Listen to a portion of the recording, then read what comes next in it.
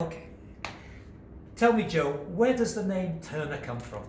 Well, it's a short story, but a very important story. My real name is Joseph Arthur Mark Linquito, Italian descent. And when we were going for a record deal, my guitar player, Richard Mason Blakemore, was my best buddy and mentor at the time. He taught me a lot. He said, we can't play down south unless you change your name. He said, because it's a spaghetti bender name, meaning they'll tar and feather you when you get down there. So it was a joke. So he turned around and said, you like the blues, Big Joe Turner.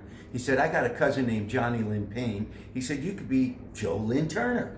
Wow. So I just laughed it off. Yeah. And we got up to the RCA offices and we were meeting the executives. This is a record company. This is a record company. It's now defunct, but it was a big record company, RCA. And he turned around and they were introducing each other and he said, this is Joe Lynn Turner.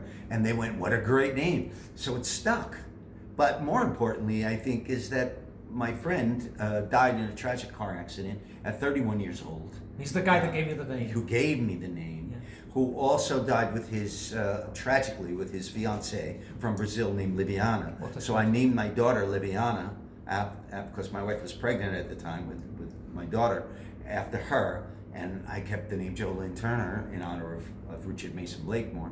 And it's very funny because his name is Ricky Blakemore, not Richie Blackmore. Wow. So there's a lot of synchronicity there.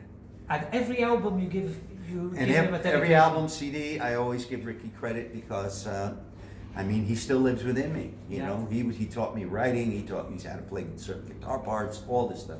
He was like a big brother. So it's funny how that happens. So there's a spiritual context to it as well as a humorous one. And very sad story as well. it is sad because 31 he was brilliant and just cut him down. It wasn't his fault, by the way.